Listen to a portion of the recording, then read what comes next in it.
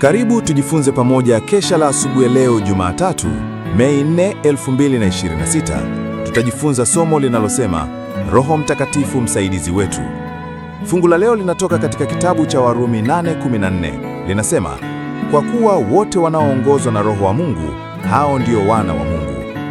Kupitia huduma ya malaika, Roho Mtakatifu anawezeshwa kufanya kazi juu ya akili na moyo wa wakala wa kibinadamu, na kwa kutumia huduma ya malaika kumvuta aje kwa Kristo. Lakini Roho wa Mungu haingilii uhuru wa wakala wa kibinadamu.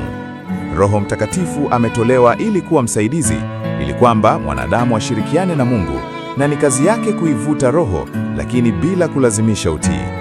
Kristo yuko tayari kuleta mvuto wote wa mbinguni. Anajua kila jaribu ambalo humjia mwanadamu na uwezo wa kila mtu. Anapima uwezo wake, anaona wakati uliopo na ujao, na kuwasilisha akilini majukumu yanayopaswa kutimizwa, na kusisitiza kwamba mambo ya kawaida ya kidunia yasiruhusiwe kutushughulisha kiasi kwamba mambo ya umilele yatakosa kuzingatiwa. Bwana anayo neema kamili kwa kila mtu ambaye atapokea karama ya mbinguni. Roho Mtakatifu ataleta uwezo uliotoka kwa Mungu katika huduma ya Kristo, naye atafinyanga na kutengeneza wakala wa kibinadamu kulingana na kielelezo. Roho Mtakatifu ni ufanisi wetu katika kazi ya kujenga tabia, katika kuunda tabia kulingana na mfano wa Mungu. Tunapofikiri tu sisi wenyewe tunaweza kuunda uzoefu wetu wenyewe, tunafanya kosa kubwa.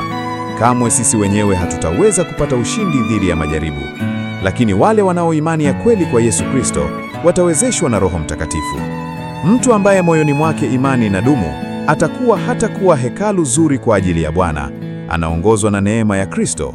Atakuwa tu kulingana na anavyotegemea ufundishaji wa Roho Mtakatifu. Mvuto wa Roho Mtakatifu ni ukaaji moyoni wa Yesu. Kwa sasa hatumuoni Yesu na kuongea naye, lakini Roho yake Mtakatifu yu karibu nasi kila mahali. Anafanya kazi ndani na kupitia kwa kila mtu anayempokea Kristo. Wale wanao uzoefu wa ukaaji moyoni wa Roho Mtakatifu huonesha tunda la Roho: upendo, furaha, amani, uvumilivu, utugenda, fadhili, imani, upole na kutengeza. Usisahau kufollow, kusubscribe, kulike, kushare na kucomment kwa jina la Mpakani SDA Church kusaidia ujumbe huu kuwafikia wengi. Uwe na tafakari njema.